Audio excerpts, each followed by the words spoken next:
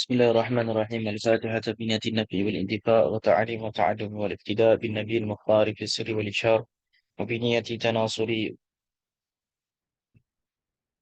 وتعاون وتعادل على الدين وإقامة شريعة سيد المرسلين. أن الله يرزقنا كمال النشاط والهمة والجد والاجتهاد في طلب العلوم النافعة وعمل بها مع الإخلاص، وطول العمر في طاعة الله ورسوله، وحسن الخاتمة عند الموت، وإلى حضرة النبي محمد صلى الله عليه وسلم. الفاتحة. فاتحة. أعوذ بالله من الشيطان الرجيم. بسم الله الرحمن الرحيم. الحمد لله رب العالمين الرحمن الرحيم مالك يوم الدين. إياك نعبد وإياك نستعين. اهدنا الصراط المستقيم صراط الذين أنعمت عليهم غير المغضوب عليهم ولا الضالين. آمين.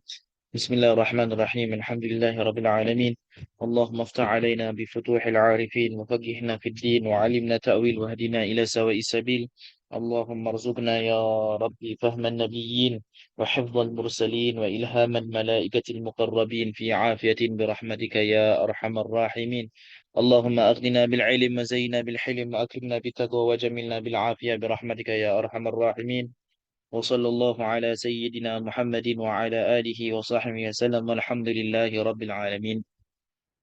Alhamdulillah, we praise Allah subhanahu wa ta'ala uh, that we are able to return together once again to read our kitab Risalah Al-Jami'ah wa Tadhkiratun Nafi'ah, which is our faith and our essentials of Islam, the complete epistle and the beneficial reminder.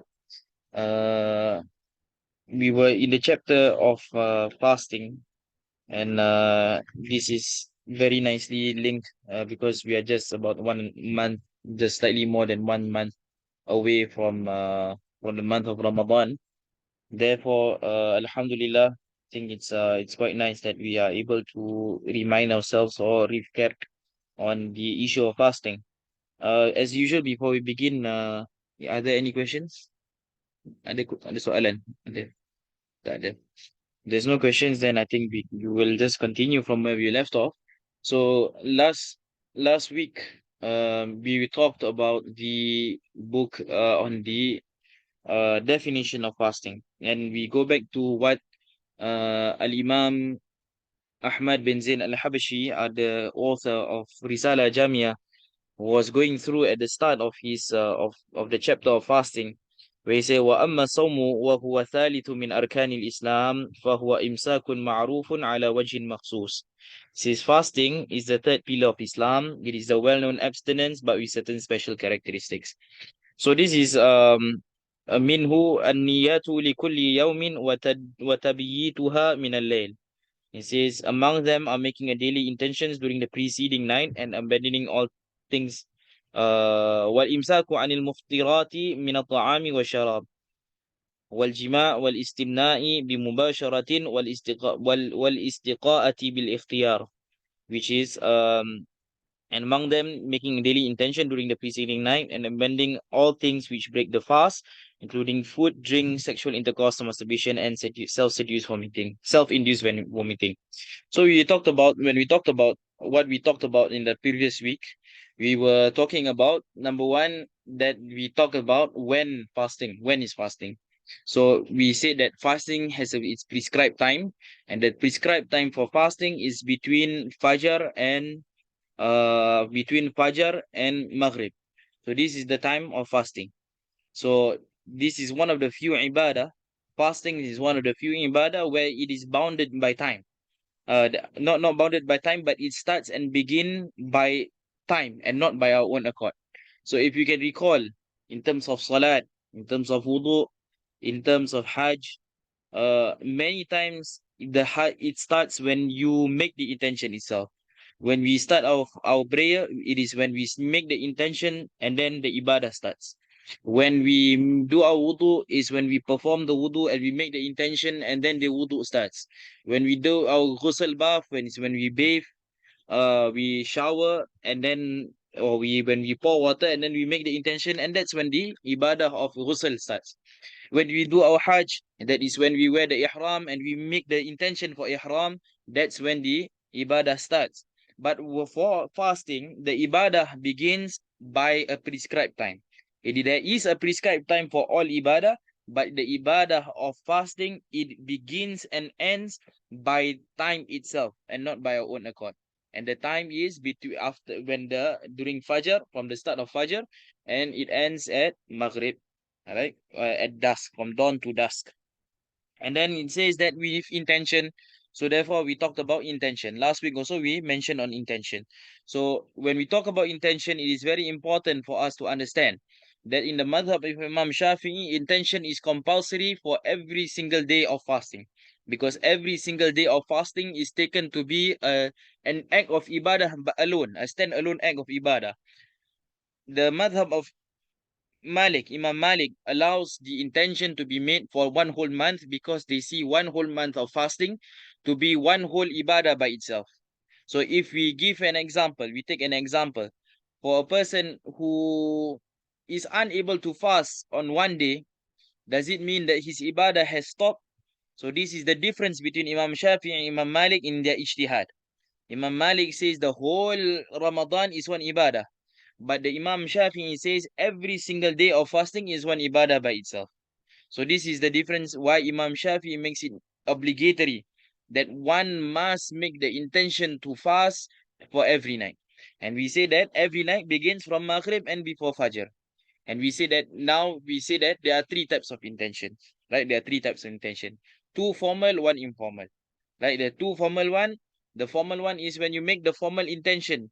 Nawaitu sawma farda shahri Ramadan, for example. I make the intention to fast the obligatory fast of the month of Ramadan. I make that formal intention that is that is valid, right? These are the valid intention. This is one of the valid intention. Of course, the one that we are most used to is nawaitu sawma ghadin an adai fardi shahri ramadana fardi shahri ramadani hadhihi sanati lillahi ta'ala. So this is what we are used to. This is one of the that's formal intention number one. Intention number two is the intention for one month, and we say that this is in the madhab of Imam Malik, and our scholars encourage us to taqlid and say that if there is a time where we forget to make the intention, if we forget to make intention, then we can taqlid to the madhab of Imam Malik. But there are scholars with Imam Shafi'i say that it is still not sufficient. You still have to qada the fast, right? If you still forget to make the intention, and even if you make the intent, if you make forget to make the intention last night, but you did make the intention for one month at the first night of Ramadan, it is there are some scholars there are few scholars who still make the case that you still have to qada, you still wajib to qada. And this, we say that which opinion do we follow? I say we look at our own ability. If you are people who are able to qada our fast, then we take this at alhamdulillah, for most of us our age, we are at an age where we are still able to qada our fast. So it is better for us to take on the intention or to be safe and to follow this intention. But if we have someone who is older, someone who is, let's say, a person who frequently forgets, you're already 60 something, 70 something, 80 something, and you still want to fast, but you forgot to make the intention the previous night, then for these kind of people, we say you take the intention that there is no qada. Because it is difficult for them to fast, but they are still fasting. So this is the two formal intentions, and then there's the informal intention. So the informal intention is any intention that you do, anything that you do that signals that you are going to fast the next day. For example, waking up for what do you call this, waking up for if for suhoor. You wake up for suhoor, you wake up in the middle, in the morning, you eat. Um because what is the reason for you of eating? The reason for you to eat and drink, right? The reason for you to eat and drink is for you to able to fast the next day, for you to able to fast the next day. Or you buy food. The reason why I'm buying food is for my sahur the next day, the next morning. Therefore, I bought this food for sahur in the next morning because I want to fast the next day.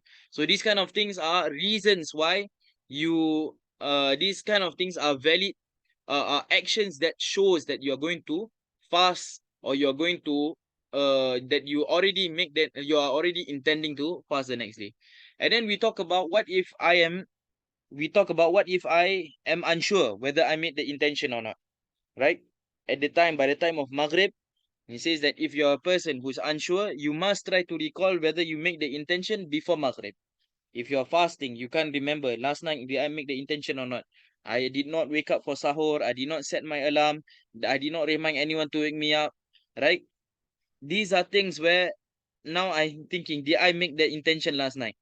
You must remember whether you make the intention by the time of Maghrib. Once Maghrib enters and you do not remember, you cannot recall whether you made the intention the previous night, then your fasting is invalid, because you're acting your fasting based on shak, you're fasting based on of answer with uncertainty. But even if you remember after Maghrib, even if during the prayer of Maghrib you say, yeah, last night, just before I prayed my Maghrib, I made nawaitu sawma ghadin an ada'i fardi shahri Ramadan. Even if you did that, but because your action of ibadah has already lapsed, therefore your intention, your fasting is invalid. Your fasting is invalid. So that was on the action of intention. And so now we are going into the second part of the definition.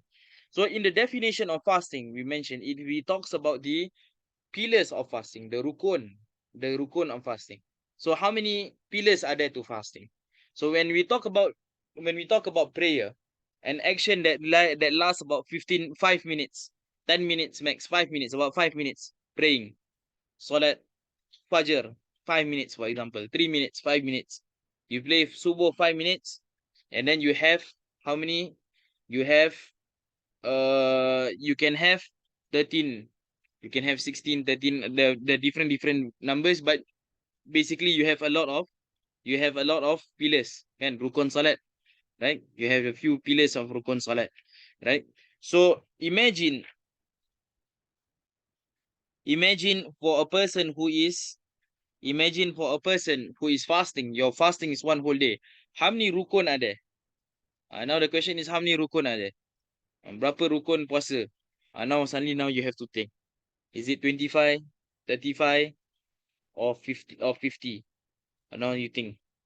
The answer is none of the above, because the answer is only two. There's only two rukun for fasting. The first rukun for fasting is intention. The second rukun for fasting is to abstain from eating and drinking, and any other things that nullifies the fast. So we have gone through on the first intention, which the first rukun, which is intention, and the first part of the we have gone through the whole first part of the what do you call this, on the definition of fasting, and therefore we are now going through on the second part of the definition of fasting, which is on what are the things that invalid the fast. Uh, so what are the things that invalid the fast? So this is a very important thing.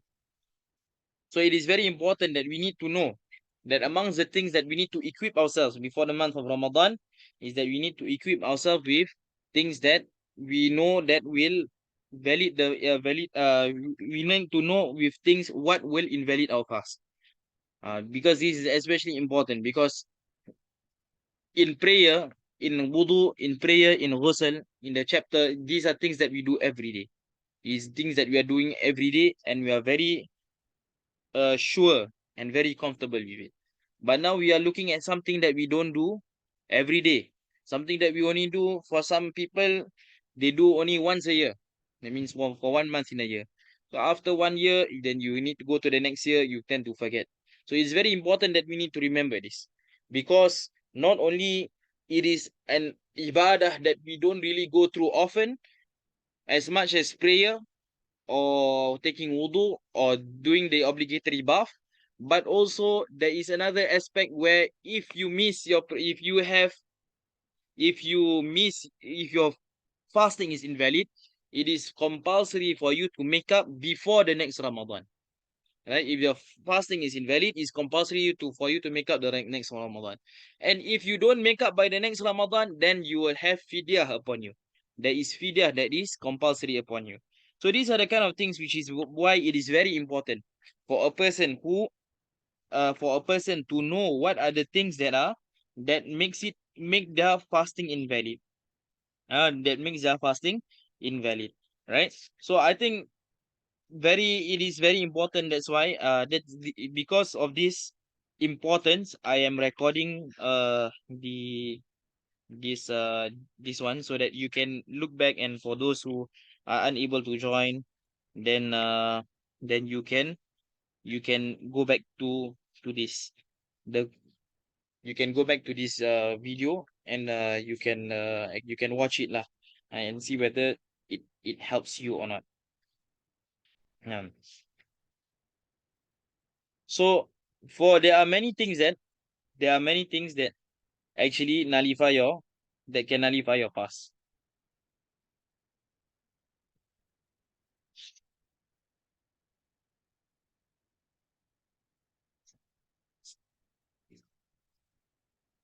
Yeah. There are many things that can nullify your past, right? So in Ar-Risalah Al-Jami'ah, Imam Ahmad bin Zain al-Habshi began by saying, قال الشيخ المؤلف أدام الله نفع به وبكم في الدارين آمين والإمساك عن المفترات, things that can, which is abandoning all things which break the fast, min at-ta'ami wa sharab, and that is include eating, including food and drink. So food and drink. So this is something that we need to understand. There are times where we have made a certain mistake, where let's say I am let's say we make a certain mistake of eating in the month of Ramadan, but it does not nullify our fast. There are certain scenarios where I drink just a small amount and it nullifies my fast. But there is a certain scenario where I can drink one whole carton of, or one whole jerry can of water, and it still does not nullify my fast. So this is something that we need to be able to differentiate. So the scholars, they actually what do you call this?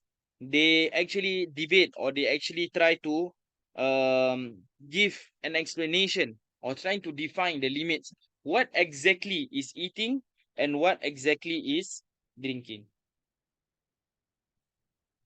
Hold on, eh?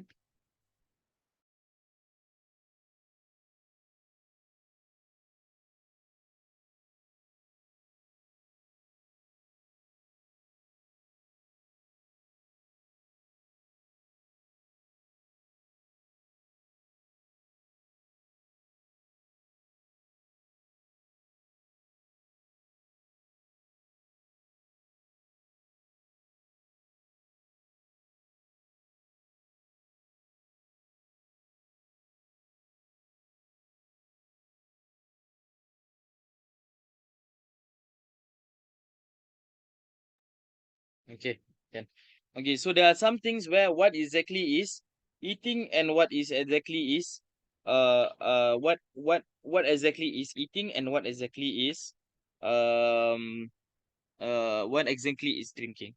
So when we look into eating and drinking, we must first identify what are the pathways, the open orifices within our body that allows external things to enter our body. What are the open pathways? What are the pintu-pintu nak masuk kepada dalam kita punya badan ni? So we have our nose, our mouth, our ears. What else? Our ears, our front and back private parts. More or less, that is the way that things can enter our body without any forceful entry. Without any forceful entry. So each of these pathways, there are its limit. So we say that if I pass through this limit, then therefore I am already considered to be doing the action of eating and drinking. To do the action of eating and drinking.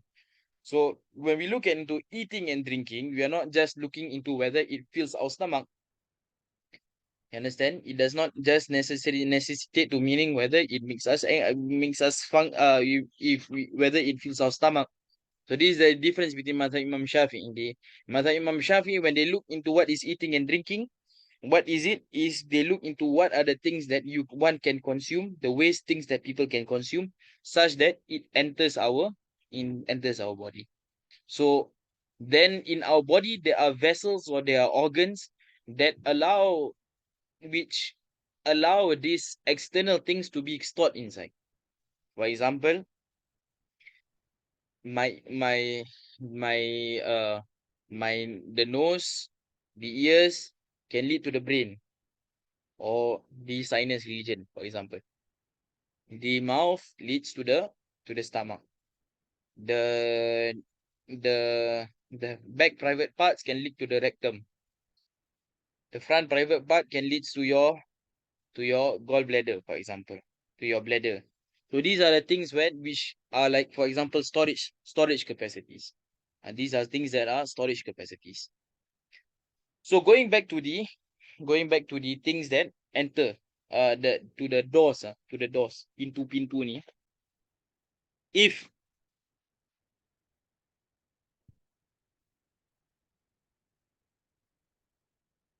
if you pass through these you pass through the what do you call this, the limit through these doors, therefore your fasting is invalid. So if you look, we need to understand where are these limits. So we can start with the ears. So for the ears, the scholars of now would say that the limit of the ears is the eardrums. The limit for the ears are the eardrums. But the scholars of the past will give an example of how something can, what is something that can eventually lead to the inside of the ears. What is something that can lead to the inside of the ears? And that is something that is not larger than anything that is smaller than your pinky finger, it can lead to the inside of your ears. You can lead to the inside of your ears. So for example, if I use cotton bud, for example, very thin cotton bud, it can go into the inside of my ears. So the scholars of the past says anything that goes past through that, you put inside your ear, this can invalidate your fast. So they say that some scholars of the past will say that at the how deep your pinky can go, that is the maximum for you. So you have your cotton bud, you have a very small pen, not like a marker pen. If you have a marker pen, of course you cannot dig the inside of your ears, or you cannot go inside the inside of your ears. But anything that is thinner than your pinky, it goes inside your ears, it can invalidate. But the contemporary scholar, even in the Madhab Imam Shafi'i, they say that things that are larger, that the inside of your ears refers to the eardrums. So if you are even digging your ear, that does not yet consider for you to pass the to pass the limits of the ears.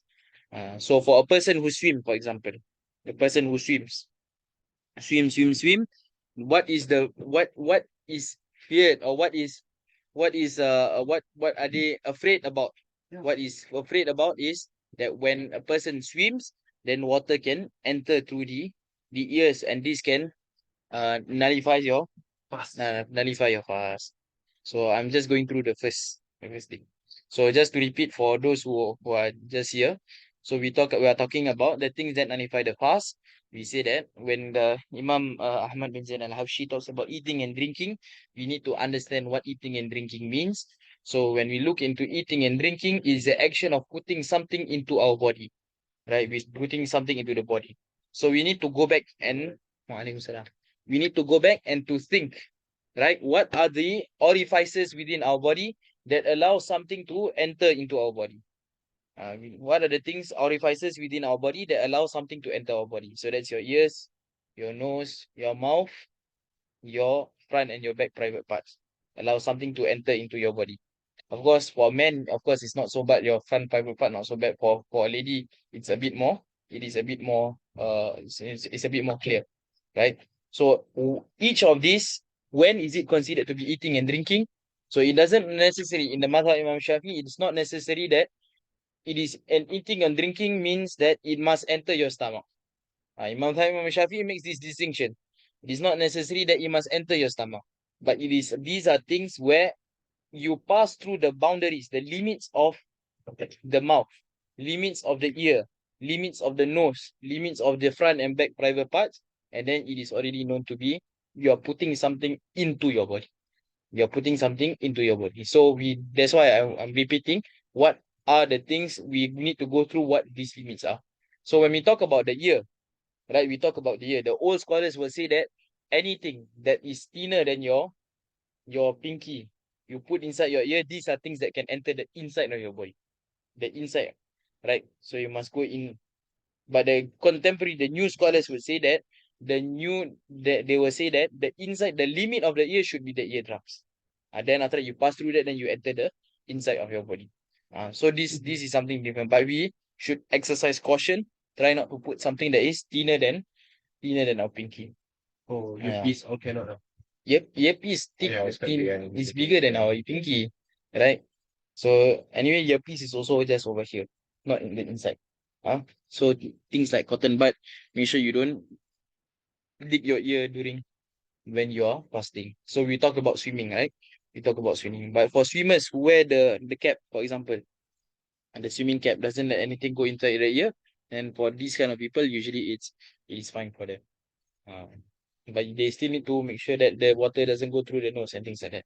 So when you talk about the ears, where is the ears? The eardrums, or just say something as far as deep as your pinky goes. When we talk about our nose, we talk about when at our sinus here, the sinus region here. So when you start to feel the pain, you start to feel pain when you insert something and then you start to feel pain, then you have passed through the boundary for the nose. ART all nullifies pass. So if you want to take ART, you take before you take sebelum ambil sebelum subuh. For your mouth. So you have gone through the ears, you've gone through the nose, and you go through the mouth. When we talk about the mouth, the limit is the makhraj of ha, a kha, kha, right? Majra of kha, which is about here. So what happens? So if let's say, so this is something that's important. There are a lot of things when we look into this that we need to understand. For example, for example, I have a lot of phlegm right now. I have a lot of phlegm. Then after that, I I swallowed my phlegm. If the phlegm has gone past here, gone past the makhraj of ha here, ha or ha here, it goes out already, and then you swallow it back, that will nullify your fast. Oh no. Yeah, that will nullify your fast. You got phlegm, then you swallow, that will nullify your fast. That batalkan puasa. Kita solo. Terus swallow different thing. But if you purposely and then you then you swallow, then that will nullify your fast.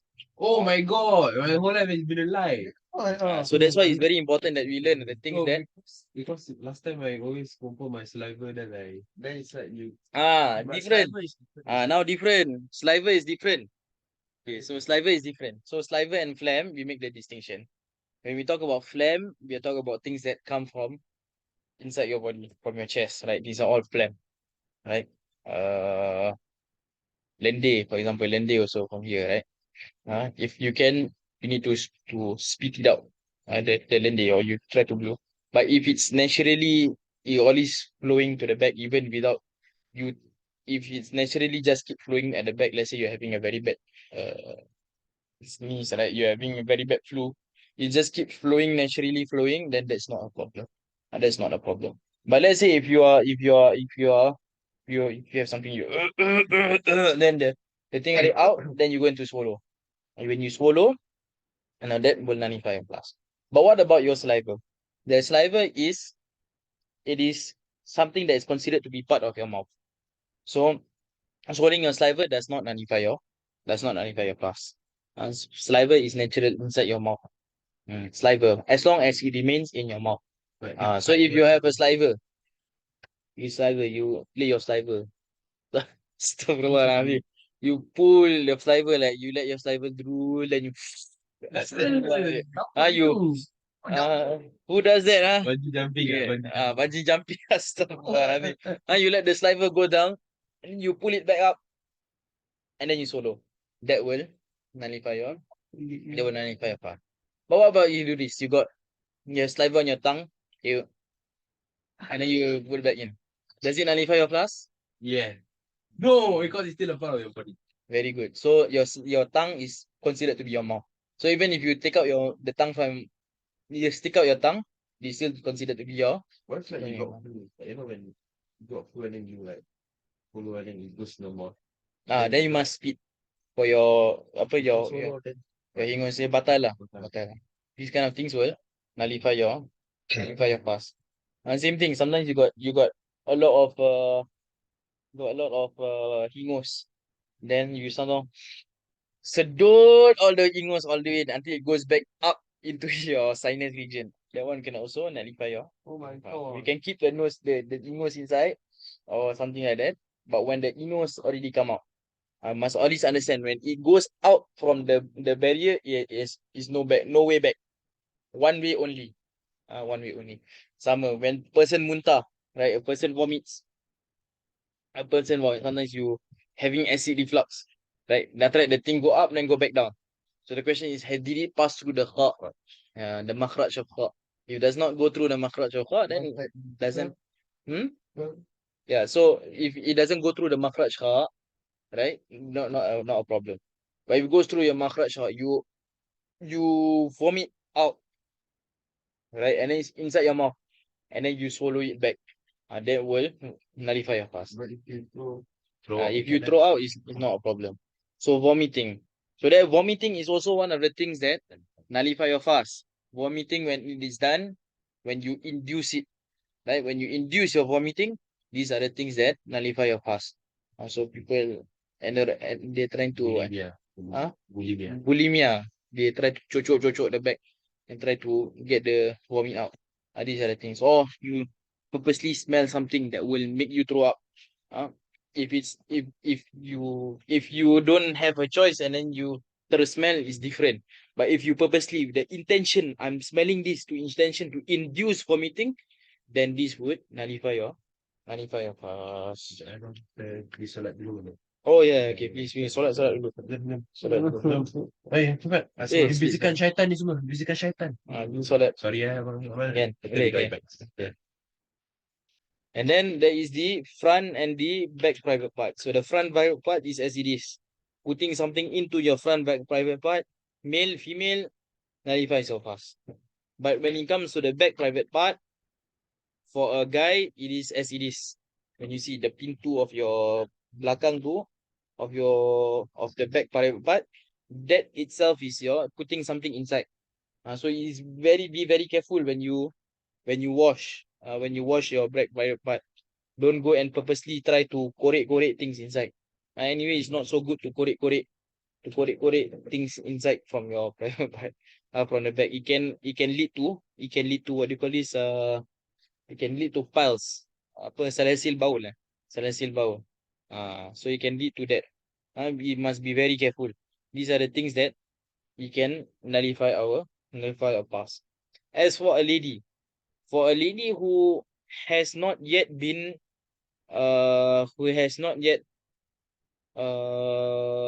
gone through intercourse, then her the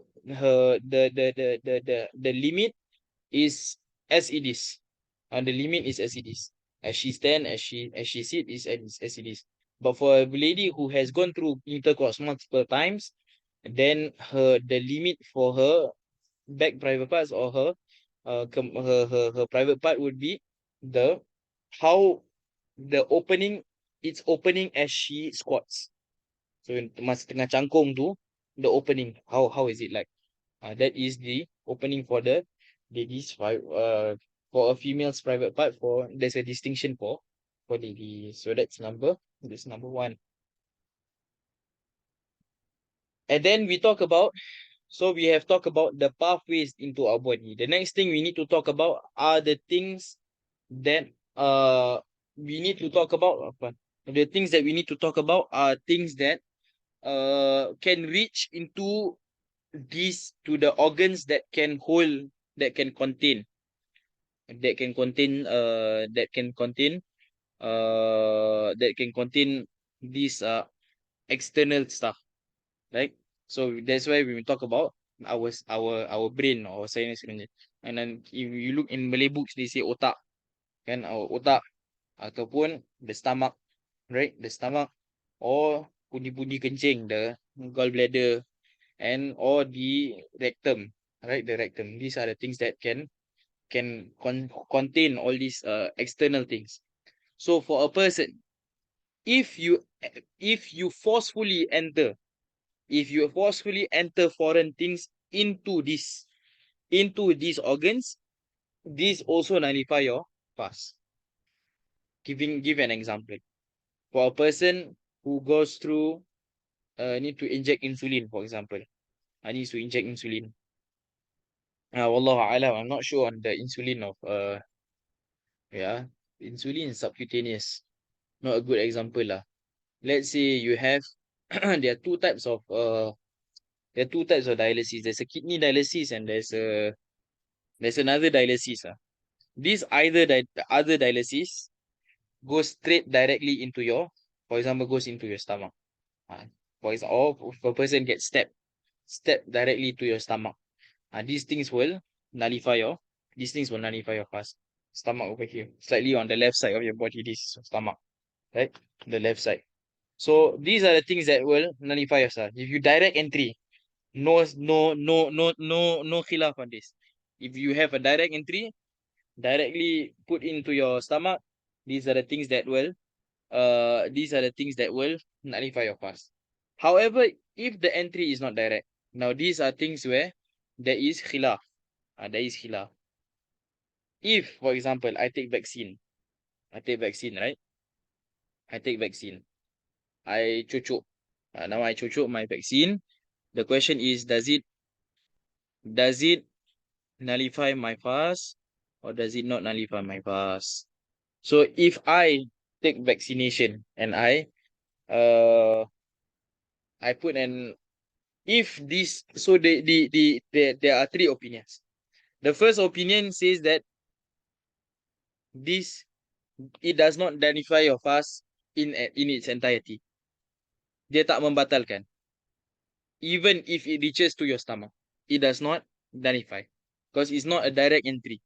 It is not a direct entry. Even for example, I take for example simple I do IV. I do IV intravenous in IV, and then I let it go through my body. So the first opinion is it does not nullify your fast.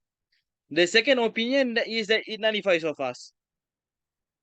Anything that is done non-direct entry nullifies your fast.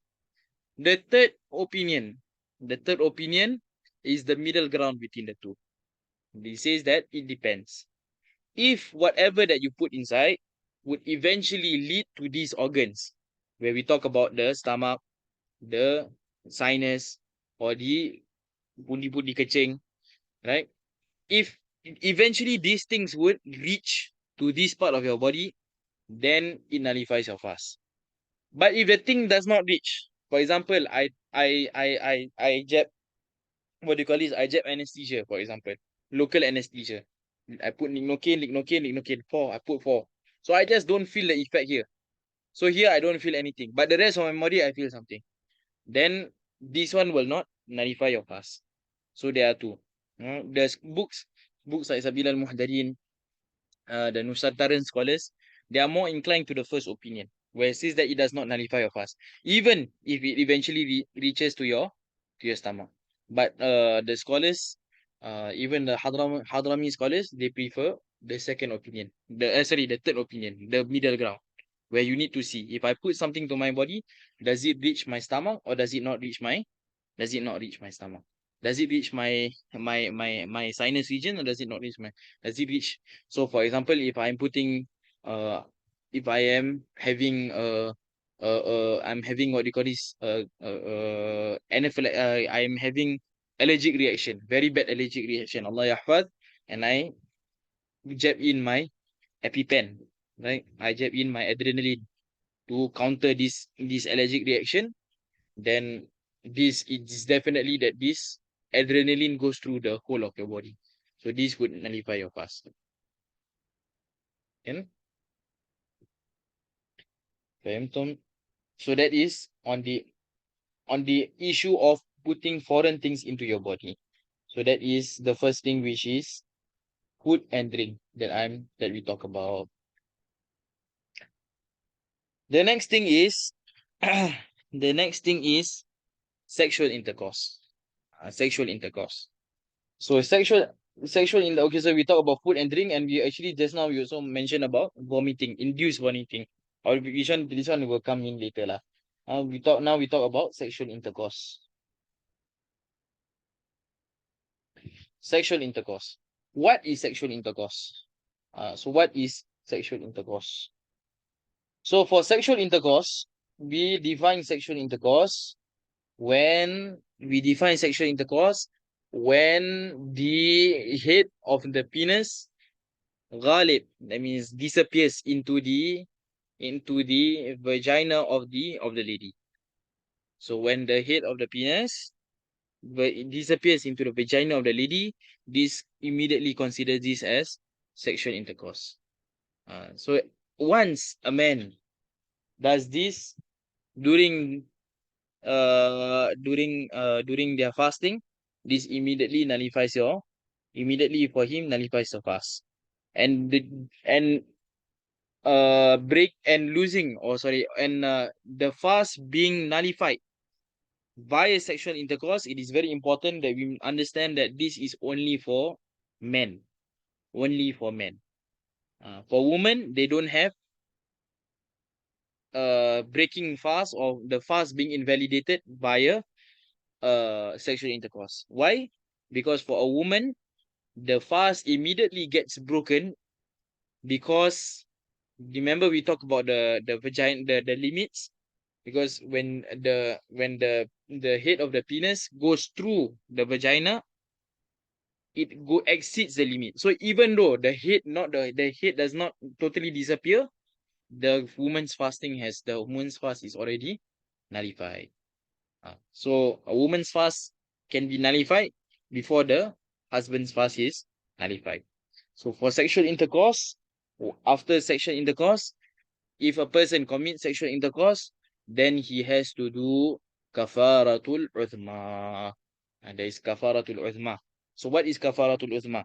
Kafaratul uthma is a penalty that is imposed on a man because he commits sexual intercourse during his fasting of his obligatory fasting in the month of Ramadan.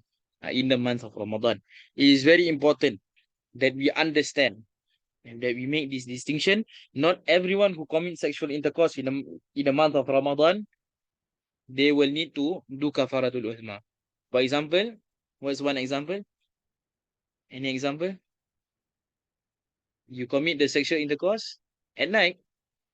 If I do at night, I don't have to do kafaratul ithma. Some people, they think that one whole Ramadan cannot do sexual intercourse. But this is something that is wrong. You can go through sexual intercourse. Let's do it at night, as long as go do it with your wife at night, halal. Uh, it is fine for you. It is fine for you to do your sexual intercourse at night. No problem. But what happens if you do sexual intercourse during the day? So now whether we look at it now. I do it during the day. The next thing that you need to ask yourself is, if I do it during the day, am I a person which I fulfill all the obligations of fasting upon me? That means the syarat wajib puasa, do I fulfill all the conditions that I must be fasting on this day? For example, I am traveling. I am traveling on my way. I'm traveling with my wife. I left I left I left my home. I left Singapore maybe at 3 a.m. in the morning. 3 a.m. in the morning, we decide to fast. We are going to, let's say we are going to, let's say we go to Dubai. By the time we reach Dubai, let's say Dubai already, it's already during the daytime, after subuh. So at this point of time, I'm fasting together with my wife. Tapi somehow tak boleh tahan. Once I reach Dubai, I actually engage in sexual intercourse with my wife. But there is rukhsa on fasting for a traveler. The rukhsa untuk orang yang for a traveler, orang yang musafir, there is rukhsa for them not to fast. There is rukhsa for them not to fast. As long as they leave before Fajr. As long as they leave before Fajr. So now I have a rukhsa. So for people like this, do they need to give kafaratul uzma? The answer is there is not a need for them to give kafaratul uzma. Because I'm a traveler, I travel before Fajr, and I'm still in my status of a musafir, and then after that I approach my wife. My fasting is invalid, but I don't have to I need to qada, but I don't have to don't have to do this kafaratul uzma. And also we need to understand that this kafaratul uzma is only for fasting month, done in the month of Ramadan. So let's say if you qada your fast, I qada my fast in Rajab, for example. I'm doing my qada for my fast. And then during my qada, I approach my wife during day. Even for this, even though your qada is qada Ramadan, the kafaratul uzma is not imposed upon you. So this is something which is important to distinguish. It is important for you to distinguish. So the question now is, what is kafaratul uzma? What exactly is this kafaratul uzma? So kafaratul uzma, it is kafara, it is a denda, it is a punishment that must be done in sequence. That means I need to see whether I can fulfill the first punishment. If I cannot fulfill the first punishment, then I go to the second punishment. If I cannot do the second punishment, then I go to the third punishment. So what is the first punishment? The first punishment is to free, we are at the topic of sexual intercourse. We are on the sexual intercourse. So for kafaratul uzma, the punishment is to free a Muslim slave. Whether they can free a Muslim slave, the punishment. If I commit sexual intercourse during Ramadan, when I am supposed to fast, I nullify my fast from that. That means my fast is nullified because I approach my wife. Then what do you call this? Then there is a punishment. There is kafara, a fine that's imposed on me. So the fine is to free a Muslim slave. If you are unable to do it, if I'm unable to find a Muslim slave, which is most of us, we cannot find, what we need to do is we need to fast for 60 days consecutively. Does it Straight. include Ramadan? No. And it cannot be your qada prayer. 60 days consecutive fasting. So this is wajib. Does not include your Ramadan. So this is, you need to fast 60 days back to back. What the 60 days of free Muslim slave? Free a Muslim slave first. You need to follow the sequence. Oh, okay. I cannot free him, then I need to fast for 60 days consecutively. If I cannot fast for 60 days consecutively, then it goes to the third one, which is to give food and drink to 60 people, each person to be one mood. What? One mood is about 600 grams or 625 grams. Yeah, of your rice. And it's about 600 to 700 grams of rice. One mood. So each person I need to feed. I cannot feed, and I cannot give one person I give 3 mood, then take it as normal. 60 people, 60 people, 60 mood. One person, one mood each. You want to give more, that's not a problem. But one person only one mood each. Belilah satu nasi mandi satu. Ask them to put 600 grams of rice. Then after that, you feed them. So you must follow the sequence. What's it called? Which one was it? Kafaratul udma. Udma. Ain dot mim comes alif maksura. Udma. Ain dot mim alif maksura. Then 620 already. Yeah. What? Sexual. Then for sexual intercourse. What is sexual intercourse? Sexual intercourse is when the head of the penis enters, is lost inside the vagina of the lady. Lidi celak masuk ke dalam tabung celak. Oh. Orang Melayu semua they are very beralas. Dia punya lidi celak masuk ke dalam tabung celak. The ballpoint pen goes inside his cap. The ballpoint pen you put inside the cap. And that is when the head of the penis. And we say that nullification from sexual intercourse is only applicable to men. Because for the woman, even if he has not reached to the stage of sexual intercourse, remember we say sexual intercourse is when the head enters, right? Is lost. We say is lost, ghalib, lost, because it is, you cannot see anymore, right? The head, even before when you put the tip only go inside, you go past through the limit for the woman's private part. The woman's private part is its door itself. That one as it is. So that is the thing that nullifies your that is the thing that, so the woman's past is nullified because of putting something into the body past its limit. You understand that? Can I understand the distinction? We're going to food and drink, and then we have sexual intercourse, and then we go into masturbation.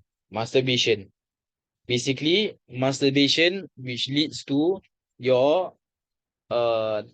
sperm being discharged. The sperm being discharged. When the sperm is being discharged, then your fasting is invalid. But if it is done out of your ability, or out from, not done due to your actions. For example, you do a wet dream. You had a wet dream. This one does not nullify your fast because it is a wet dream. It is out of your ability to control. Still must mandi. Still must mandi. The mandi is this one a different story. But does it nullify your fast? Doesn't. Another thing is, for example, if a person dia tengah hayal, is imagining these things happening, and then suddenly terkeluar dia punya air mani. So there is madhi and mani. We will talk about this when we go through tahara again. We talk about things yang bila jadi junub. There's madhi and mani. Madhi or madhi, in this case, it is your pre-ejaculation fluid. The thing, the sticky, the clear. And this is your madhi. Mani is different. Mani is, you have this white, this like white in color. It is cloudy. That's your mani. So if it's usually what will come out when these things happen is it comes out your pre-ejaculation fluid that happens, that is ejaculated due to arousal. But in this case, it is not done due to arousal. In this case, in this case, suddenly yang keluar tu mani. Right? The thing that exit is mani. So this is something which is out of the ordinary. Bukan something yang biasa. It is not what is usually what happens when you hire this kind of thing. Therefore, it does not nullify. Same thing, orang terkena all kinds of, all the questions that will come. Apa, terkena, tergesel meja ke apa. Macam mana boleh terkeluar, terkeluar pun terkeluar, tapi because these are things that don't really occur from that, then it does not nullify your fast. So if it's maldi, then it won't nullify. It won't nullify. Maldi does not nullify your fast. Can so we talk about sexual intercourse, we talk about masturbation, and then we have talked about self-induced vomiting. So this is something which we will talk about, self-induced vomiting. But there are other things that will also nullify your fast. Just know the masturbation, correct? Yeah. When it nullify your fast, do you have to follow the kafar or to Uzma, no, there's no kafara to so do. it's only for sexual? Yes, correct. No kafara to do. Question here. Question here. A man is sick now. So he's sick. He's fasting. Okay, he's fasting. And then suddenly tiba-tiba he had let's say he fell very ill, such that he needs to take medication. So he took his medication. He took let's say he take Panadol lah. He really have to take Madadol, he take Panadol. So he took Panadol, and then suddenly he feels okay, and then he approaches his wife, and he approaches his wife, and he engage with his wife. So the question is does he need to do kafaratul uzma? Answer is no, right? Because we say that kafaratul uzma, this one once again is the fasting is nullified by the kafaratul uzma. So what some people will teach, and I'm not doing this to teach you all to do this, but I'm saying this to give you as a stern warning. What some people will do is they will drink water first. Dia tak boleh tahan, diorang nak kenakan dengan isteri, they drink water first. Then they engage in it. Although this one there's no kafaratul ithma, but I'll always understand all this qada, your kafara. Kafara itself means what? Kafara means expiation. That means you do as a penalty. So you have a penalty here in this world, so that your penalty dekat akhirat tak dahsyat. Understand? So you think that you are trying to outsmart, but you're not outsmarting anyone. You're trying to outsmart Allah. There's no cheating to Allah Subhanahu Wa Taala. So don't try to apa, ada orang macam leweng apa, I minum air dululah nanti kenakan my isteri. Jadi I tak kena dengan kafaratul uzma. There's no such thing.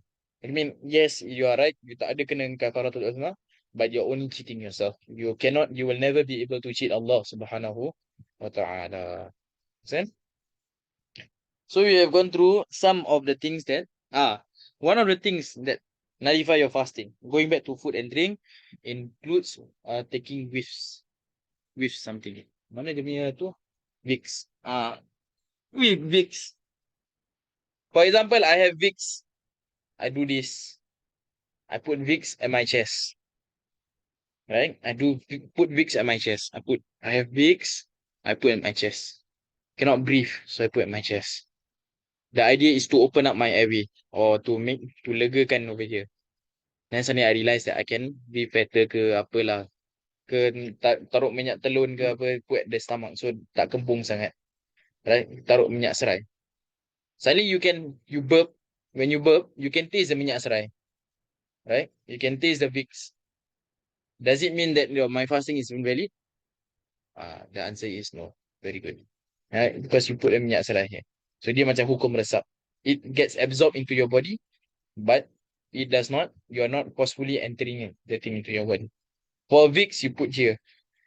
Your idea is for you to relieve your chest. Your idea is to relieve your chest. You're not intending to inhale. You're not intending to inhale. Does it nullify your fast? No, it's not insirah. But if you put the thing here, but your intention is, I want to keep inhaling the Vicks, then it nullifies your fast. So your answer goes back to what you're doing, why you put that. For example, I got diffuser. Some now you have diffuser, they put essential oil. I put essential oil, put peppermint. The idea for I putting peppermint is for me to smell.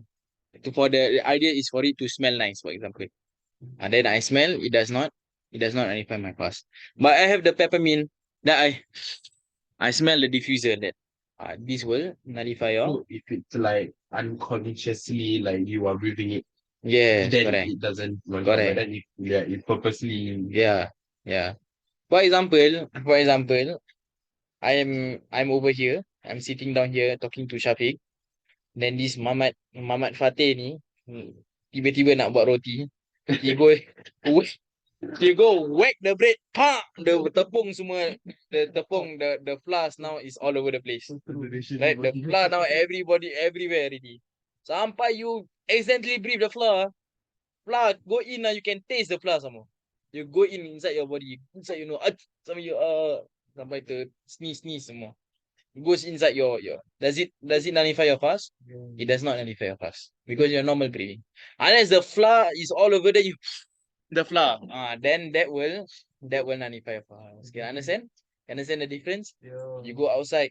Okay, Singapore you don't see so much. Alhamdulillah, Singapore not so much. You go somewhere else, you see pong pong pong pong pong pong pong pong pong the smoke all over come out from carbon dioxide. Can smell, can see the smoke. Somehow you breathe in the smoke. If you purposely whiff the smoke, insiraf, it's called insiraf. You breathe the smoke in khiraf, you hirop the smoke in, then that will nullify your fast. Not the But if you, different this inhiraf not the same as inhiraf. But okay. Is it the Oh same? no, different. Is it the same in Spanish? I need to check again now. Yeah, sorry. Yeah. Then you breathe. But if the thing is because it is hukum angin, then it's like that. Same thing when you cook. Kan when you cook got the wap kan keluar, right? You have the evaporating vapor. If you purposely sedapnya go and drink suddenly until the smoke also go inside your nose, then it is nullifies. But if you keep normally and you're still breathing, the thing goes in, you can smell. That's not a problem. That's not a problem. So we have gone through certain things, and so we are going to talk about other things that nullify the past. Yang pukul berapa? 6:32. One of it is وَعِيَاذُ بِاللَّهِ مِنْ ذَلِكَ is murtad. Anyone who suddenly does something that murtad, immediately your fasting is invalid. Any amal that you do immediately becomes invalid. Salat. Murtad means you leave the religion. Na'udhu billah min dhalik. Or you do something that makes your religion, your akidah, your tawhid, your shahada to be nullified. When is your shahada nullified? For example, say, solat tak wajib. For example, you say, ada orang cakap, solat tak wajib. But solat is wajib. It is clear. The evidences are clear in the Quran. This will nullify your shahada. Nak kena batal your shahadat, you must go and repeat your You want to go back into Islam, you must repeat your shahada. For example, another thing that another thing that for example, you tell your friends, you say that, oh, Islam not compulsory to fast. Not compulsory to fast. Everyone it says there is no compulsion in the religion. So not compulsory to fast in Islam. Batal shahada. Because it's compulsory to fast in the month of Ramadan. So if it's being said as a joke, Being said as a joke pun hati-hati, then don't joke on these kind of things. Understand? Don't joke about this kind then of if I thing. were to say Jesus, why you? Okay. Sekarang ni Jesus Christ ni apa ni? Christ, it means Messiah. So if you want to say Al-Masih Isa, some people say okay lah, pass lah. Tapi if you say macam our Lord Jesus ke apa, na'udzubillah min zalik, Jesus our God ke apa, God the Lord and Savior Jesus, na'udzubillah min zalik, it is important for you to take back, for you to go and you need to really avoid saying these kind of things. Another thing is by saying Jesus was crucified. Oh, habis. Jesus was not crucified. Ni ada kat dalam Quran. The Father, the Son, the Holy Spirit semua ni tak ada kat dalam.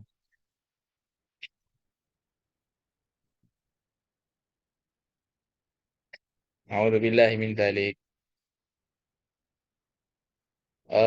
Yeah. Apa? So you were saying, must be very important, especially during when you're fasting. Mulut betul-betul nak kena jaga. Mulut betul-betul nak kena jaga. Jaga your anggota. You must really safeguard all your body parts. Your eyes, your ears, your mouth especially. A lot of people enter the hellfire because of what's in between what is between their two lips, or what is between their two jaws, two jawbones. Rasulullah SAW says, whoever who can guarantee me what is between their two jaws and what is between their two thighs, I guarantee them paradise. Rasulullah SAW said, guarantee them paradise.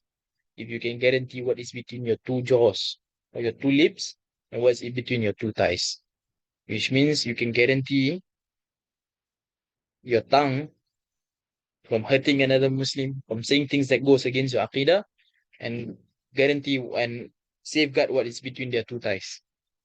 That means save it from zina. Allahu Akbar.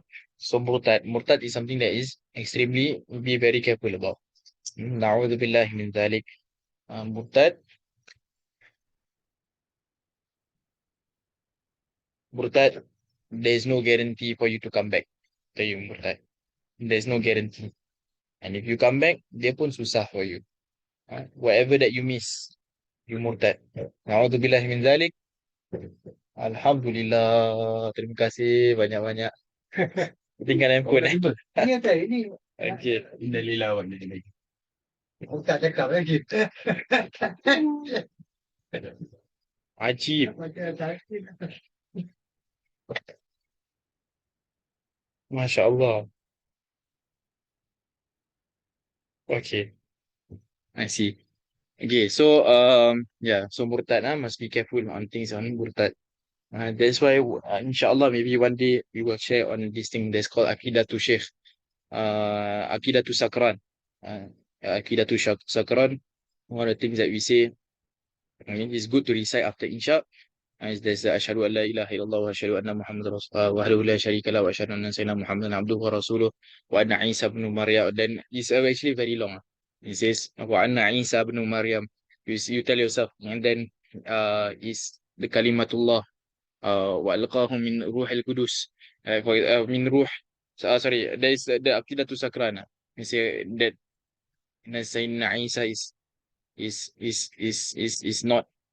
We basically, one of the things is that uh in qultu qawlan in kuntu qultu qawlan yukhalifu din al-Islam raja'tu anhu wa tabarra'tu an dini yukhalifu al-Islam.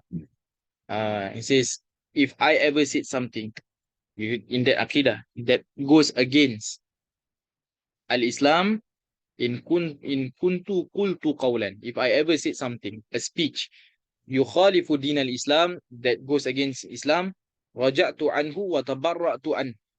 That means I retract from it. Raja'tu, I return from it. That means I retract from it. Wa tabarra'tu, and I distance myself from it. I free myself from whatever that whatever I said. So that's one of the things. So that's why it's important to learn Tawheed, and important to know things that is very strong in the religion.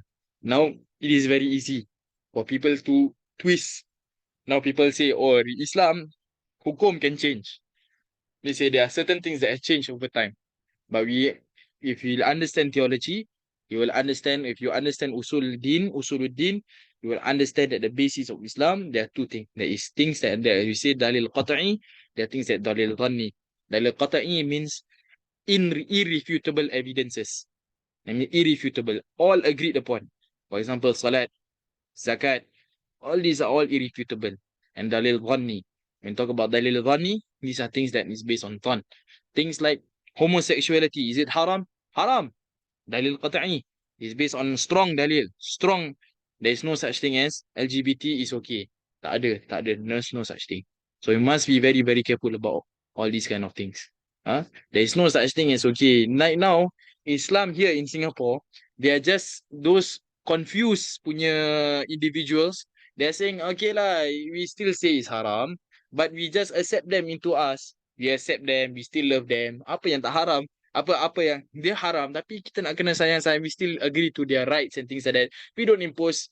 Itu very bad, but not the worst. What's happening in the West is that they're trying to say that homosexuality is okay, that certain things. What is cannot is the raping, for example. We have that people like the first homosexual imam and things like that. Na'udzubillah min dhalik. May Allah subhanahu wa ta'ala save us and save our children and our progeny from this kind of things that can make us go astray. And then we also have for the ladies things when they datang haid, when they go through haid, nifas, and or giving birth or wilada. Haid, nifas, wilada. That means they expel their menstruation or their nifas or whatever that is from the womb they expel, or wilada, or when they're giving birth. All these will nullify their fast. This will nullify your fast, right? And then we say that losing the intellect, jadi gila. Being you loss of intellect, loss of in an intellect in one instance. If you are gila for just one instance, means you're no longer in control of yourself. Just one instance, then what happened is that there is what happened is that your fasting is immediately nullified. Fasting is immediately nullified. Whoever who loses the intellect, what happened? Whoever who loses the intellect, they are not answerable for what has happened when they lose their intellect. There's one story. There's Al-Hajjaj bin Yusuf. Al-Hajjaj bin Yusuf is known to be a very strict, very like a tyrant of a leader lah. But dia fagir, he knows, he's very knowledgeable in the affairs of the region. But he was a very tyrant of a leader. So one day he came and he went to the marketplace. And he went to ask this person also, and what do you think of this Al-Hajjaj bin Yusuf? What do you think? What do you think about this guy? Then they say, alamak, this Hajjaj bin Yusuf, he saying all kinds of nonsense. He was saying this, semua tak bagus punya orang, semua blah blah blah blah blah, not so good. He said this tyrant lah, whatever. And then he said, what are you going to say if telling you that I'm Hajjaj bin Yusuf? Then you know what the person in the market said? He said, oh, MashaAllah, this person is also very smart. This person, what he said is, I will tell him, he said, every year, I have a condition where every year, I will datang gila for a short period of time only. Every year will only happen once. Setiap tahun nanti akan datang gilanya sekejap je. And just now, I don't know what happened. Dia cakap dia tak tahu apa jadi. So I was so impressed with the answer. So he said, this one, just let him go lah. Kalau tak dah kena sebat. Ya, Masya Allah. So this is story on orang yang gila lah. Story for gila.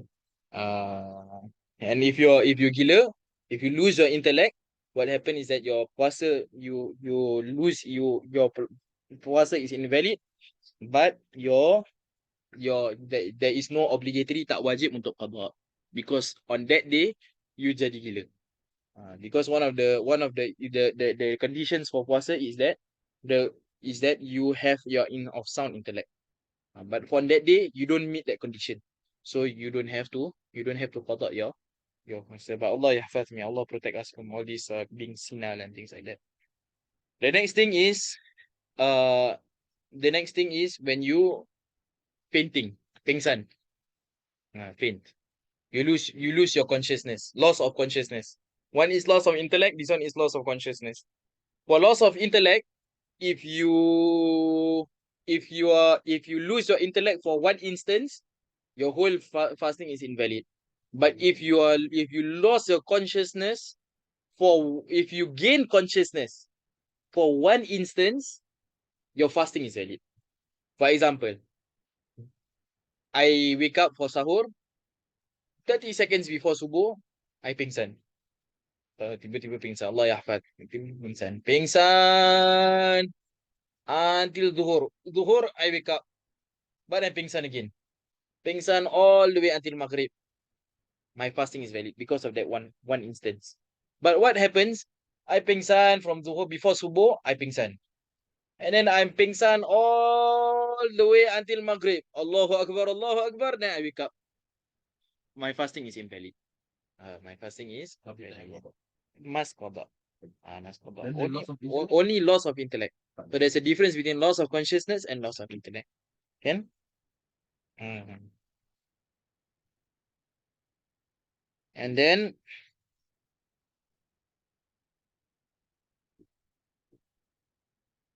we talk about and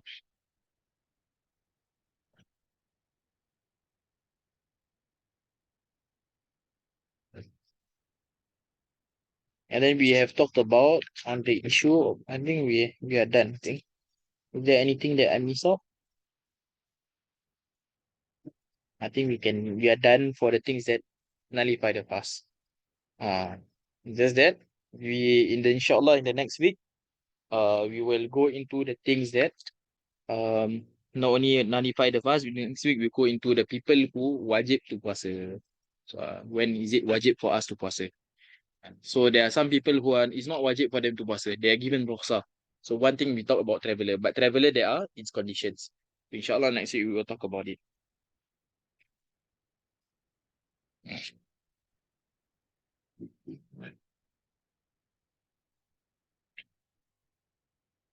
Any questions? Okay, I got one thing. Later I ask question. Any question? No. Okay. Now, I got question now. You know, during when we take wudu, we komo, right? We gargle, right? We wash our mouth. Now we wash our mouth. I'm washing my mouth. And then I accidentally swallow the water. Does it nullify my fast?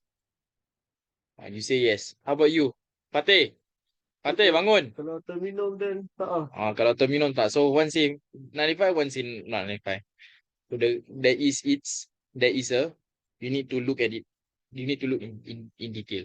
So both of you are right at its different instances. So when I am washing my mouth, you must first ask yourself which when I wash my mouth, am I using water that is excessive or not? That means I wash my mouth. So I'm using water. So on one hand, I use a bit only, and I spit. But this one I tetelan. No problem. No issue. No issue. On another issue, I am washing my mouth, but I wash with one big jug of water. Is it excessive? It is excessive. It is excessive. In this case, it is excessive. Or if it is excessive, does it nullify your fast? It nullifies your fast. Another one is I wash 1 time, 2 time, 3 time, 4 time I wash, then I spit out. But then in my fourth wash, I tetelan. Nullify or not nullify? Nullify. How about you, Patih? Nullify. Why? Because what is required for us in Shara is only 3 times. No more than 3 times. So first time, okay. Second time, okay. Third time, okay. Fourth time and above, no. There's no more than 3 times. So you need to look into this. Into this thing. Okay. And then when we talk about saliva, now I have bleeding gum. My gums are bleeding. And now I swallow my saliva. Does it nullify my fast? Just now we say saliva doesn't nullify your fast. Now my gums are bleeding. Does it nullify my fast? Yeah. Why? Because blood. Yes, because of the blood, the saliva becomes najis. Because it becomes najis, so it is wajib for you to spit it out. And try to stop the bleeding ke apa. Put tissue ke apa, spit out. Siwak, for example, I do siwak. What's my siwak? Siwak. Use my siwak. I do 1 time, and then I want to do on the second time. I do second time. In this case, it can if I swallow the saliva, it can nullify my fast. Because I do the siwak, there's saliva on my siwak. And then immediately I do siyak again. Dia belum dry off, haven't even dry off. I do again. This one will nullify my fast. Can? Huh? Go extra. Why? You want? Okay. I will pass you. I thought I passed you one. I didn't pass you. Okay. I will pass you, inshallah. Any questions?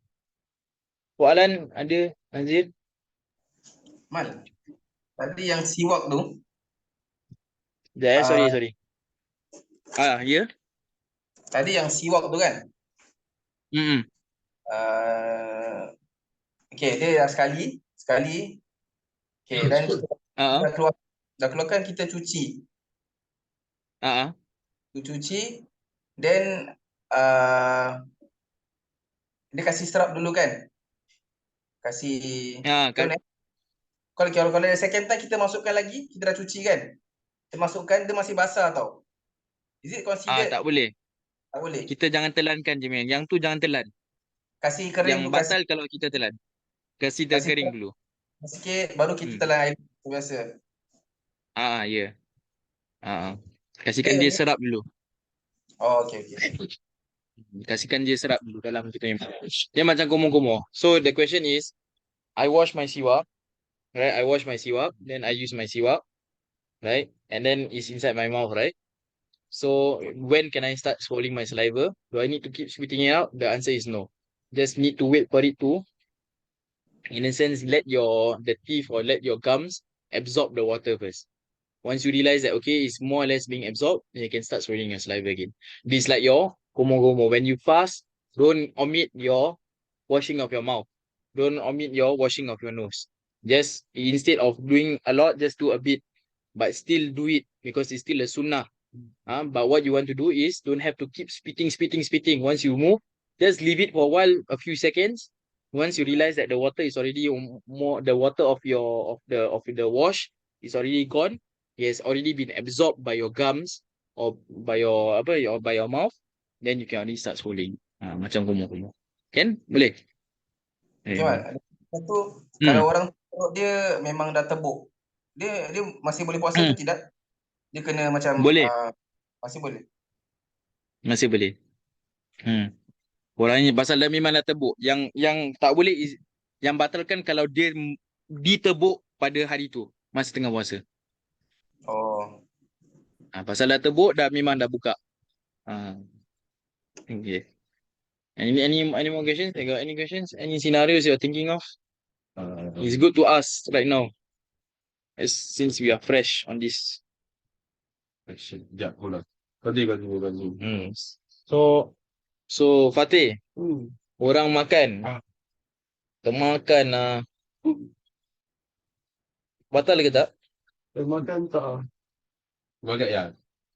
If you eat because you forget that you're fasting, tak batal. Ada macam kirakan rezeki dari Allah. That is your rezeki. And when you want to remind the person also, you don't have to, hey, tak puasa. Don't remind them like that. Oi, tak puasa. Habis tercekik je. Kesian, habis. Do it gently. Sit beside. Asyhadu an la ilaha illallah astaghfirullah. Alamak. The person nak sampai Allahumma innaka afun tuhibbul afwa fa'fu anna ya karim, still eating, then of course then you say, Haji, ni hari ni tak puasa ke Haji? Then nanti, ya alamak, astaghfirullahaladzim. If the person forget that he was in a state of fasting, you can eat. Makanlah satu pinggan mie rebus, satu plate nasi ayam, satu cendol dengan air tebu. Sugar cane drink, semua drink. Still does not nullify. If he then in the state where he forgets that he is fasting. But if you forget that, if you remember you're fasting, but I forget that I cannot eat, can or cannot? How? Someone, I don't know. I forget that I cannot eat. I forget that I cannot eat. But you know you're fasting. I know I'm fasting. Wow. Can. It doesn't nullify the fast. It nullifies your fast. It does? Because you cannot, no excuse, you are in a state of fasting, no excuse of you not to, you cannot, you can, it is okay if you forget that you are fasting. That you're in a state of fasting. But it is not okay if you forget that you forget the hukum of fasting. But let's just say Same I baru thing. belajar. Same thing, right? Same thing. The orang tengah ada bakar. Or let's use say lah, that is the apa ni, the the diffuser. Kan diffuser ada dia punya wap come out. Then after that there's the people apa inhale, right? Diffuser.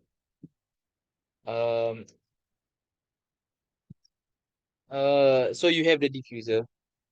And then so on this day you're walking and then alamak, I smell peppermint, then I smell from the diffuser. If you do that and you forget that you're fasting, you forget you're fasting, so you do that, does not nullify your fast. Dia tak batalkan your puasa. But if you that because I forget that I cannot do that during fasting, it nullifies your fast. I remember that I'm fasting. I know I'm fasting, but I forgot that I cannot do that when I'm fasting, that nullifies your fast. Because al-ilm, knowledge, once it's learned, you must make sure that you remember it. So just qada your fast. Can? Any other questions? Okay, got 2 questions. Okay, got 2 questions. Okay. So like going back to saliva, yeah. So Okay, saliva. So last time I used to compo a lot. The niat was to quench my thirst. Does that nullify my fast? Yes. Okay, so the question is, I gather my saliva to quench my thirst with the intention to quench my thirst. Does it nullify my fast? The answer is, it does not nullify your fast. You can compo lah until you become like chickmunk, your cheeks become like chickmunk, so it will not nullify your fast. And it is very unlikely that it will quench your thirst. Extremely unlikely that your thirst will be quenched. Then what else? Then after that is okay. Then let's just say kita letak ointment, correct? Ointment. So, kita letak dekat dada dia tak patutkan puasa. But if we put here, now if you put ointment here, the reason why you put your ointment, it's not really to breathe in, but then to like kadang-kadang it can block nose. Block nose. Yeah, but it is because of the particles that then your nose can be unblocked, right? So it is still for you to breathe in it, right? So cannot lah. Okay. But you, for example, you pening, you put here, you put your Vicks. Ada orang pening, they put Vicks at their temple, right? Then that one does not nullify your fast. Can? Any further questions? Ada soalan lagi? Tak ada. Yeah, actually, it's the chapter of fasting is very broad, actually. It usually takes a few times. It's a very structured kind of thing. It's one whole bab by itself. So it may take a few lessons to go through. But if you look at Al Jami'ah, it's actually very concise. So in this case, it is very important. So I encourage people to, if you can, you ask questions on this kind of thing so that you can understand. But once you grasp the principles of it, you will understand that you understand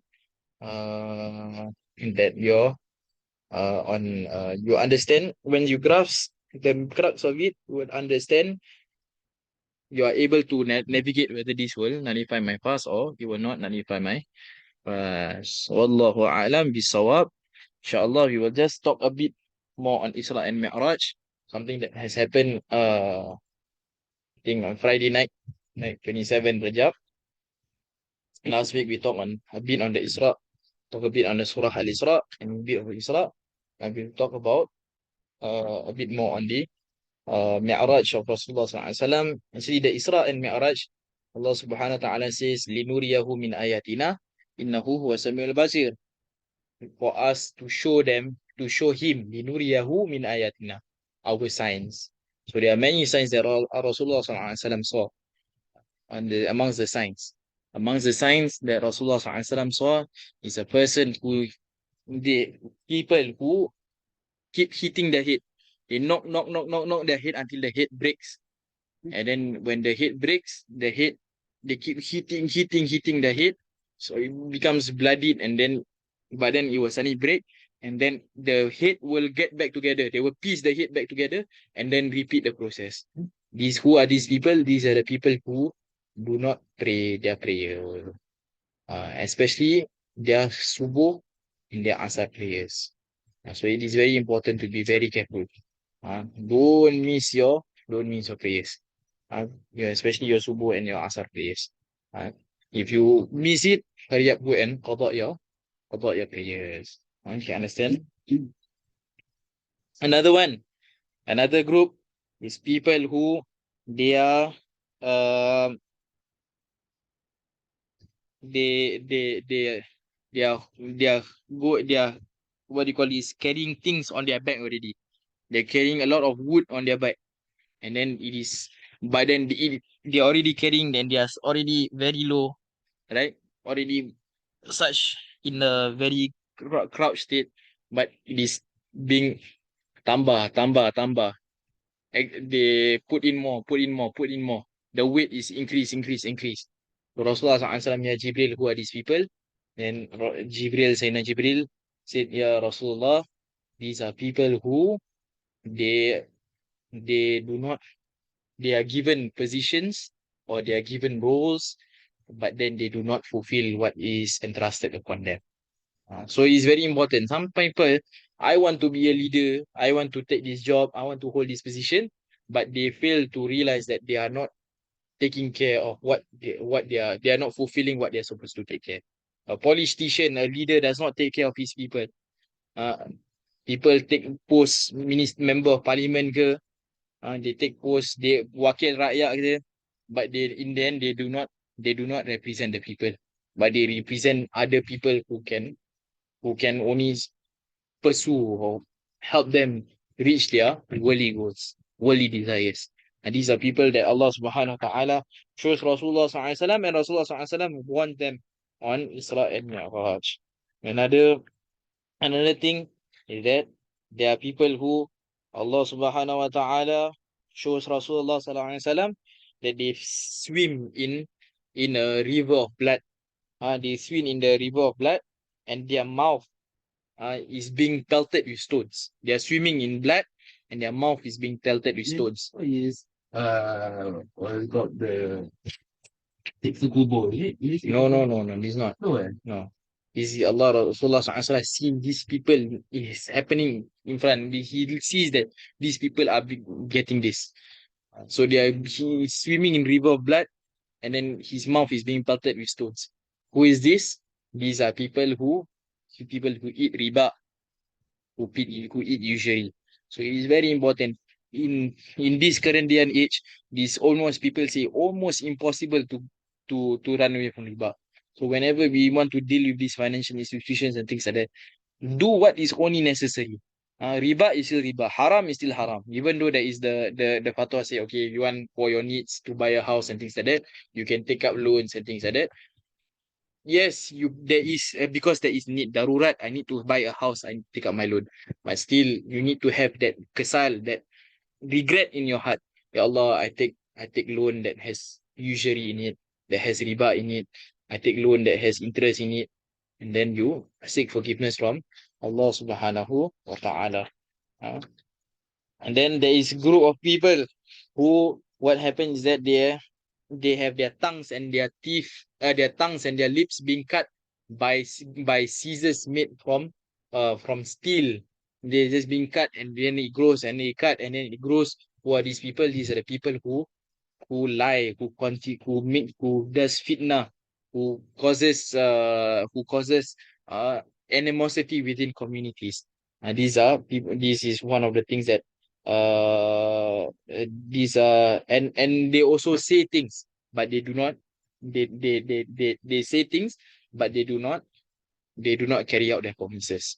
They make these promises, but they do not carry out what they say. And then for people who backbite, what Rasulullah sallallahu alaihi wasallam sees is that they see that they have very long nails, and they are scratching their faces until their face are scratched and torn and bloodied. And these are the people which Allah subhanahu wa ta'ala shows. These are people who Rasulullah sallallahu alaihi wasallam says, ask Jibril, who are these people? These are the people who backbite one another.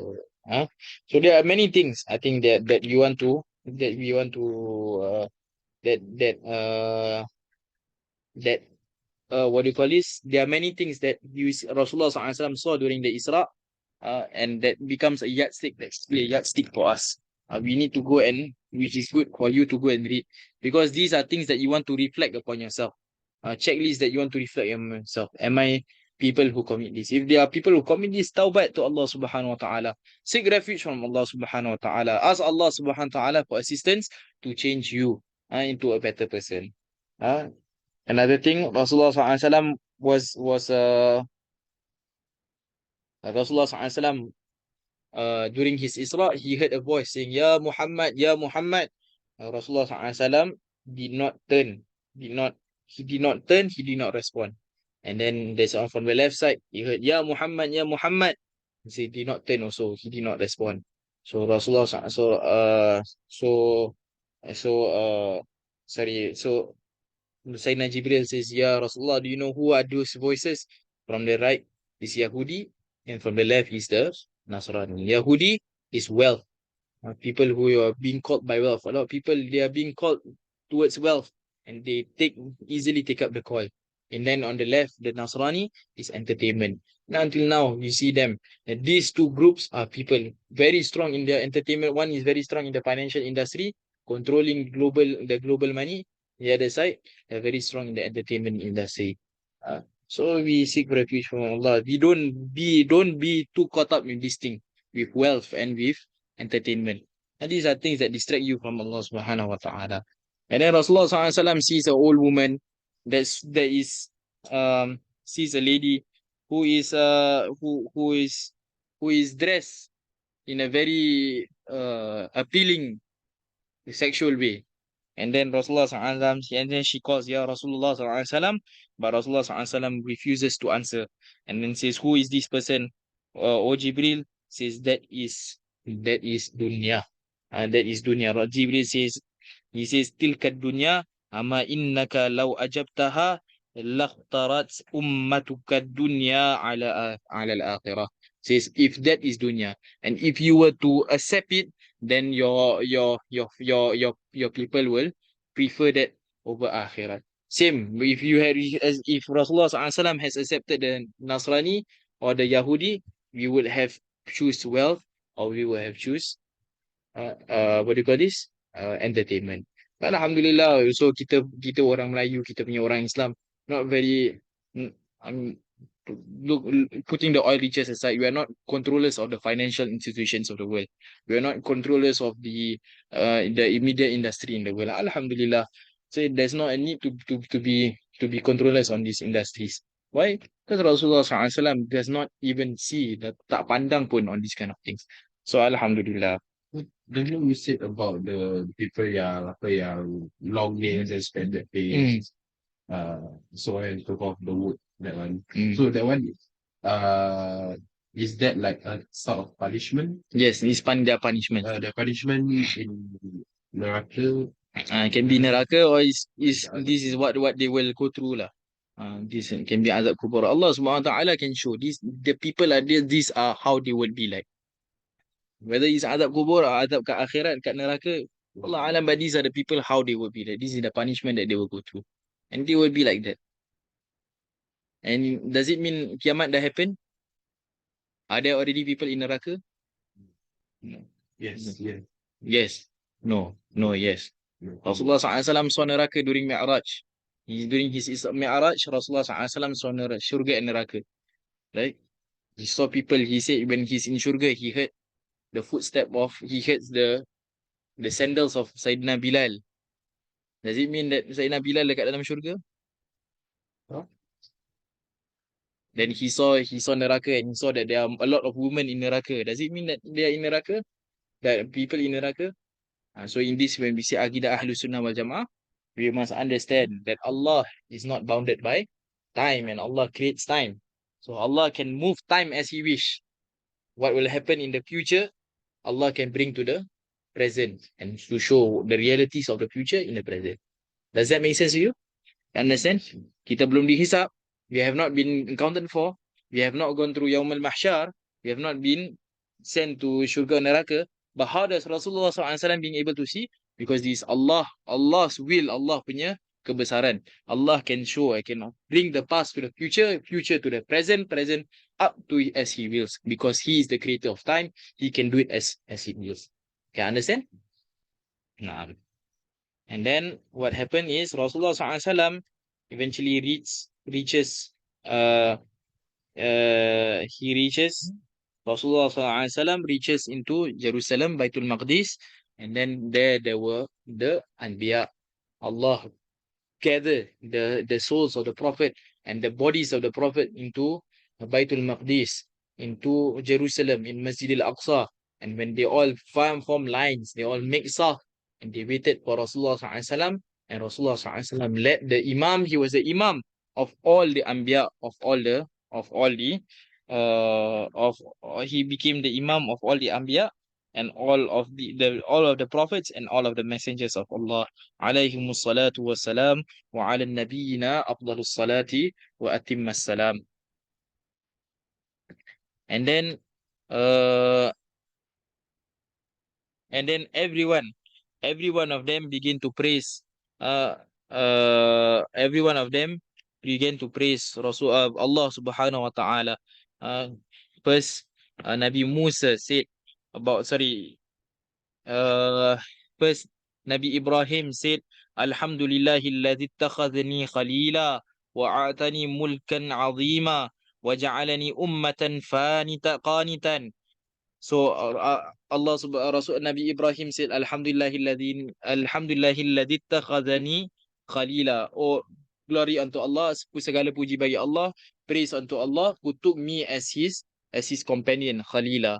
And Nabi Musa says, Alhamdulillahilladzi kallamani taklima. All praise to Allah who spoke to me, who made me as a person to have dialogue with.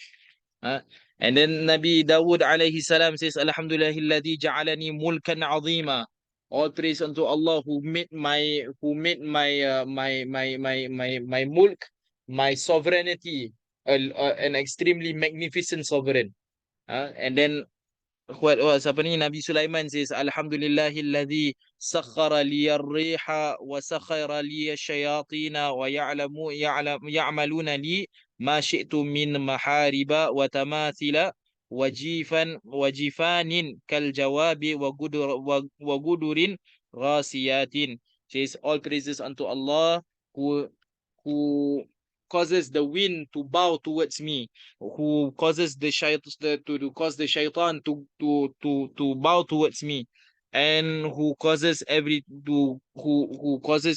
helps me build the beautiful maharib, the beautiful mihrabs, and big basically, if you remember the story of Nabi Sulaiman, is the big besar mangkuk besar ni semua. All this is part of the kerajaan of Nabi Sulaiman.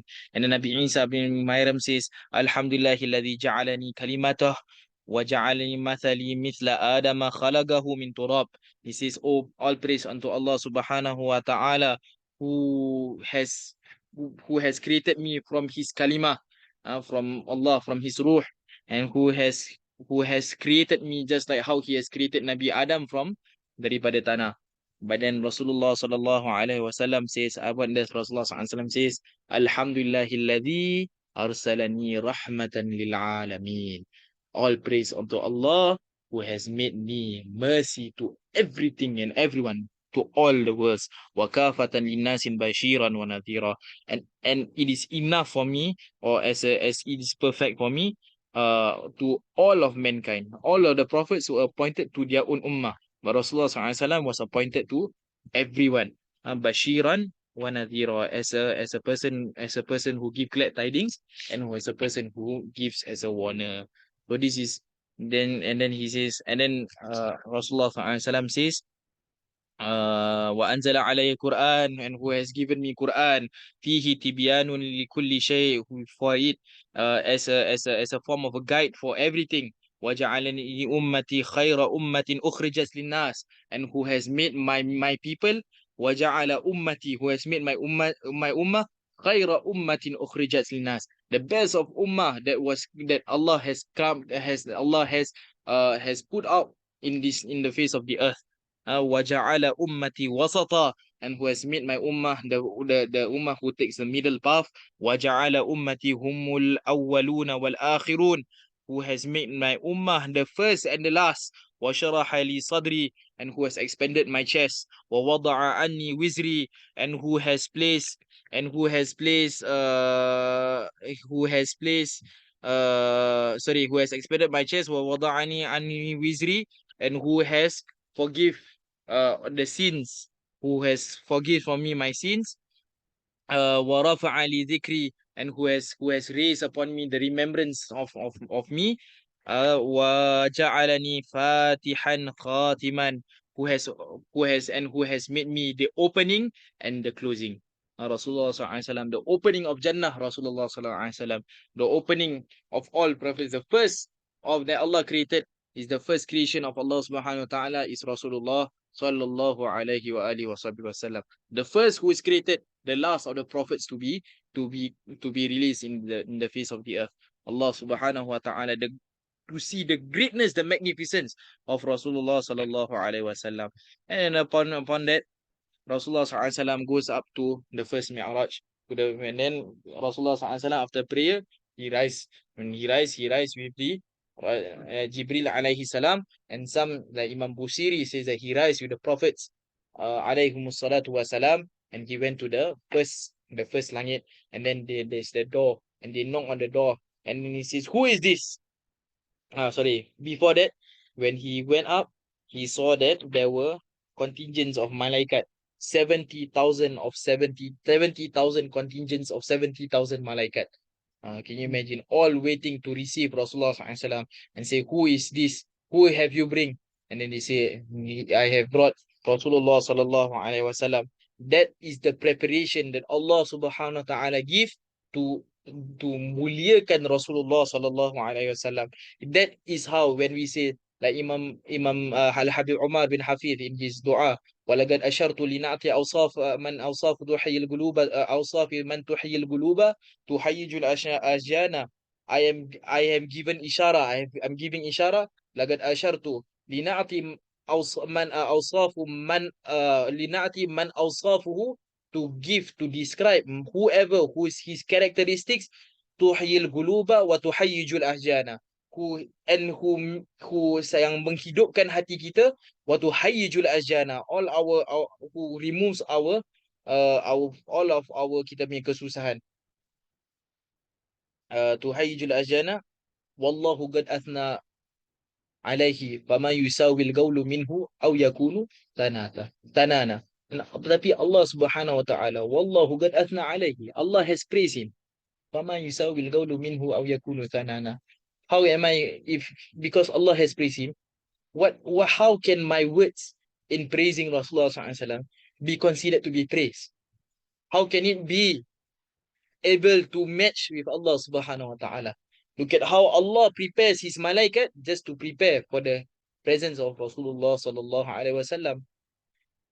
That is the presence that Allah subhanahu wa ta'ala prepare for the Rasulullah sallallahu alaihi wasallam. What is our ways to praise Rasulullah sallallahu alaihi wasallam? Nothing that we do. We can billions of people can come together, but it will never reach the way that Allah subhanahu wa ta'ala praises and prepares and muliakan, who raised the station of Rasulullah sallallahu alaihi wa alihi wasallam. And Allah subhanahu wa ta'ala brings Rasulullah sallallahu alaihi wasallam in the first door, in the door of where he met Sayyidina in the first heaven, the first skies, langit yang pertama, and then he met Nabi Adam. There are a lot of things that happened. One of the things was that in Nabi Adam, on the right side of Nabi Adam, he said this is a waladun salih. This is his zuriat yang that he see light, and these are people who Nabi Adam who is orang-orang yang daripada umat, or from mankind who is salih. You go to the right side of Nabi Adam, while on the left side of Nabi Adam was darkness, and these are the souls, the dark souls that does maksiat and does kerosakan, that does corruption on the earth. They will be on the left side of Nabi Adam. And if Nabi Adam looks on the right side, he will be smiling, and if he looks on the left side, he will be sad, he will be in tears, he will be crying. this shows, one of the things that shows that, and when our parents pass away, when our parents pass away, when people who were from our lineage pass away, they know what do their children do. They know what do they do.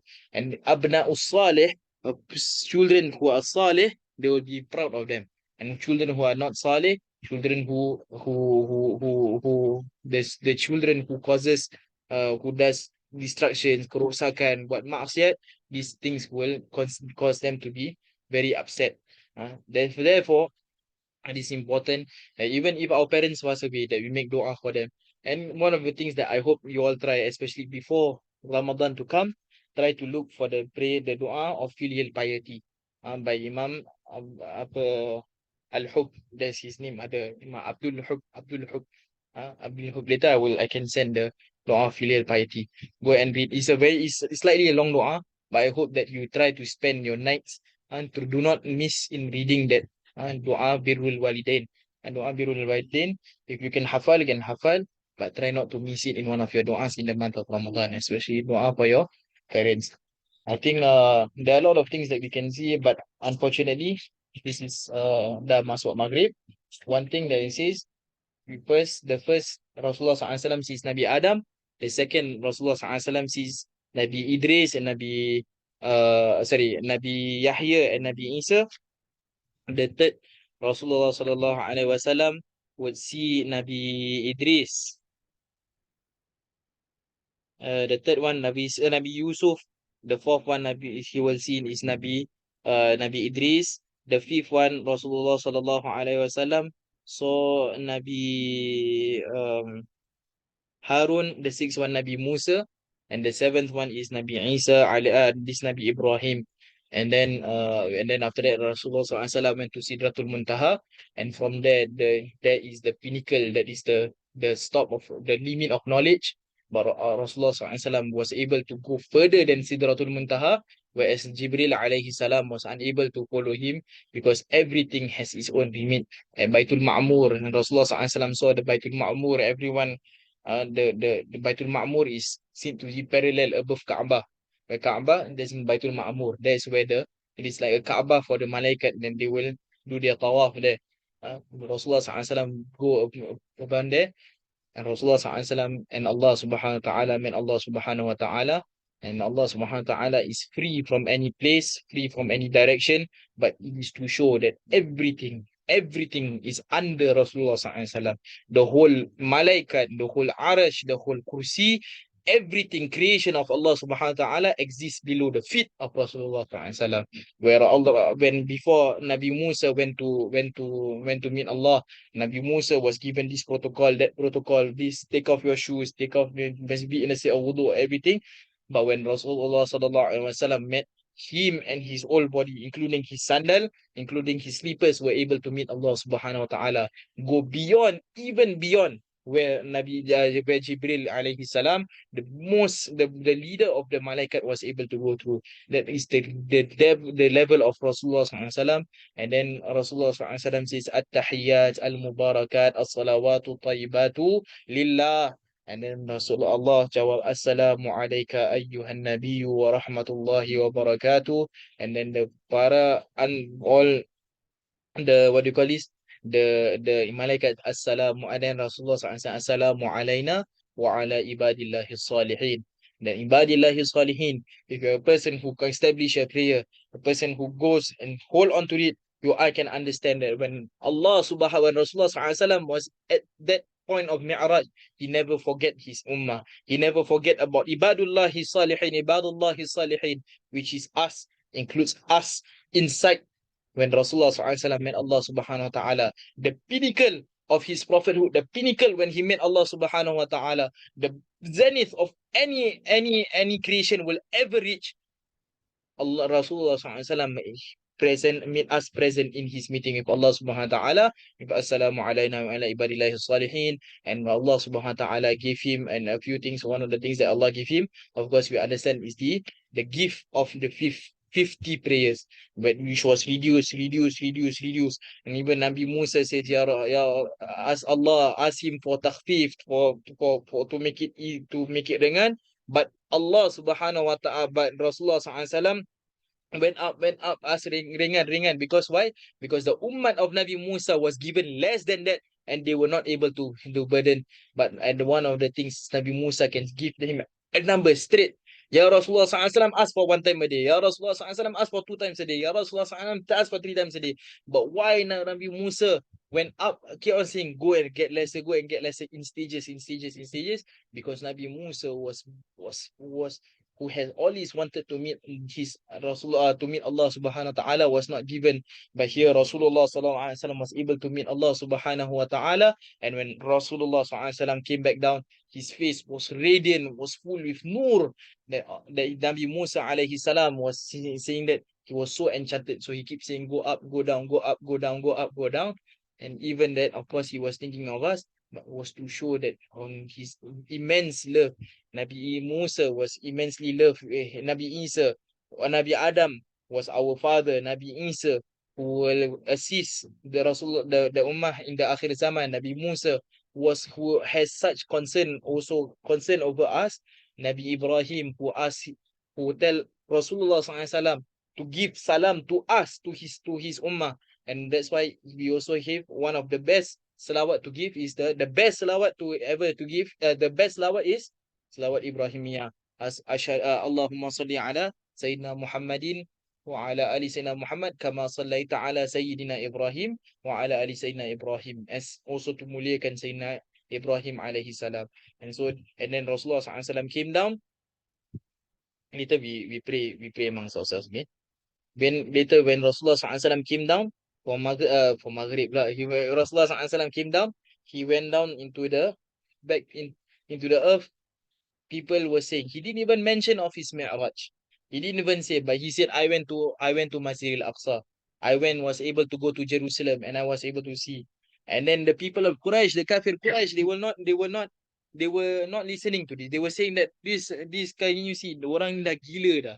They say Rasulullah SAW dah gila. They say Allah Yahweh. Na'udzubillah min zalik. They say Rasulullah SAW has gone senile. Because he said that people, it takes months to travel to Masjid Al-Aqsa, months to go to Jerusalem, and yet you come back and then you say that you have been to Jerusalem in one night. It is impossible. Ghair ma'kul. They say it defeats their intellect. And then they say that, okay, there's a caravan that was led by Abu Sufyan, that was appointed by Abu Sufyan to go to Jerusalem. So can you let me know who were in this caravan? Said there's this person, so and so. I met them. They were doing this. There's this person, and says this Muhammad has never been to Jerusalem. Now tell me, what about Jerusalem? Talk to me about Jerusalem. Talk to me about Masjid Al-Aqsa. And Rasulullah SAW was able to give the detail of Masjid Al-Aqsa to the extreme detail on every single hook and crook of Masjid Al-Aqsa, such that they say this person, but they still, you look when you are disbelieved, when Allah subhanahu wa ta'ala has put a seal over your chest, you will not be able, they will not see into this. But they went to Sayyidina Abu Bakr Siddiq. They go to Sayyidina Abu Bakr Siddiq, and Sayyidina Abu Bakr Siddiq said, and don't have to say Rasulullah SAW went to Jerusalem and back. If Rasulullah SAW raised into the heavens, he went up, he rises, he ascends towards the heavens, and he comes back, I will still believe him. That's why he says, وَالنَّجْمِ إِذَا هَوَى مَا ضَلَّ صَاحِبُكُمْ وَمَا غَوَى. He says, وَالنَّجْمِ إِذَا هَوَى. It says, مَا ضَلَّ صَاحِبُكُمْ, your friend, sahib, your sahabat was not in the wrong. He was not wrong to say. And that's when Sayyidina Abu Bakr was given the term as-Siddiq, because he verified. He was the verification for Rasulullah SAW. That is the belief that they had for Rasulullah SAW. Now we are in a time, one of the things I wanted to mention here, other than learning about Salat, other than learning about the greatness of Rasulullah SAW, other than learning about the importance of having good companions. Look at how Rasulullah SAW, when he met Allah subhanahu wa ta'ala, Allah surround him with good companions. Allah put him with Jibril. Allah went up and Allah met him with the prophets. Allah surround him with good companions. And then there, of course, other than looking into the understanding about the things that we see and make it as a learning point for us. One of the learning points that we have to say is to believe in the unseen. When Allah subhanahu wa ta'ala says it happens, to understand that when anything can happen if Allah intends it to happen. If you understand, this is something which I felt that was so saddening this year, is that people somehow was not talking about, there was in the this one just amongst ourselves, that inside the khutbah there was no mention of Isra and Mi'raj. There is no mention about holding on to the salah. There's no mentioning of Rasulullah sallallahu alaihi wasallam going to Jerusalem and going up to the seven heaven to mean going above, going ascending the ascension of Rasulullah sallallahu alaihi wasallam to and meeting Allah subhanahu wa ta'ala. There's no mentioning. Why? Because there's this fear that there is, this ghair ma'akul, these things that does not these are mu'ajizat of Rasulullah sallallahu alaihi wasallam. It is important for us to believe in these kind of events. It is important for us to believe and with conviction that if this is Rasulullah sallallahu alaihi wasallam, that Rasulullah sallallahu alaihi wasallam did this, it is not impossible for Rasulullah sallallahu alaihi wasallam. It is not impossible because Allah creates everything. Allah can make anything happen, and Allah can move Rasulullah sallallahu alaihi wasallam from Masjid al-Haram to Masjid al-Aqsa and above. What we are seeing now is a very big problem. It's a very big problem. What is one of the problems that we are seeing? We are seeing, people saying, what happens if a man was to be in the stomach of the whale? Does it what will happen? They say, oh, it is impossible for a man to live for 3 days in the stomach of the whale. Why? Because later kena the acid of the whale lah, the stomach lah, gini lah, the plant will die lah, semua. But this is Allah subhanahu wa ta'ala. Allah creates the acid in your stomach. Allah creates acid to corrode. Allah creates the corrosion effect of the acid. If Allah does not allow the acid to corrode, the acid will not corrode. You can have a bomb that drops right in front of you. Even if the bomb blasts, but Allah does not intend for the bomb to harm you, nothing will harm. An-nafi' wa-dar. The thing that benefits you and the thing that harms you, nothing can harm you, nothing can benefit you except for Allah subhanahu wa ta'ala. Nothing can harm you, nothing can benefit you, nothing can move, nothing can happen without the will of Allah subhanahu wa ta'ala, without the permission of Allah subhanahu wa ta'ala. And Allah subhanahu wa ta'ala can do things that goes beyond what is within what our intellect can see. And that is Isra and Mi'raj. It is important for us to talk about the mu'jizat of the prophets, especially so that we can understand that things that goes against our intellect, these are things that can happen. And these are the things that Allah subhanahu wa ta'ala gives to the prophets, and the karamah of the awliya, to the awliya. Allah can give it to the awliya. Allah can give greatness to the awliya. The awliya can do things that goes against. And it is important so that number one, we do not reject the miracles of the Prophet, the mu'jizats of the Prophet. It is important that we cannot reject the mu'jizats of the Prophet. These are the things that Allah subhanahu wa ta'ala gives as a sign to show that the greatness of Allah subhanahu wa ta'ala and the sanctity of the Prophets alayhimu salatu wasalam. The second thing is for us that when Dajjal comes out and when he shows the weird and magnificent things that he can do, that we will not follow Dajjal, that we will not follow into his footsteps, that we will not be fooled, that we will not be na'udhu billahi min dhalik, that we will eventually take Dajjal as we will think that Dajjal is a face of God in this world. Na'udhu billahi min dhalik. Dajjal will first say that he's a wali, awliya, who can do all kinds of things. Next, what will happen? He will claim himself to be God, and people will accept. Because why? Because people no longer see that there's mu'jizat. Allah subhanahu wa ta'ala can give kharigil adat, things that goes against the mind can fathom, to his makhluk, to his creations. One day we must talk about this.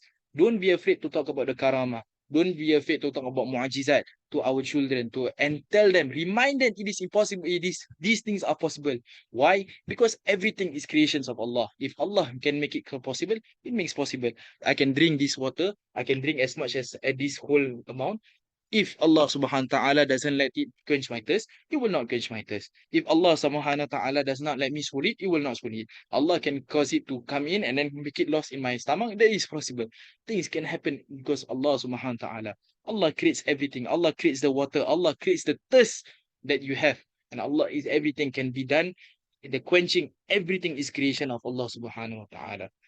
So we need to be able to understand this. It is something that is very important.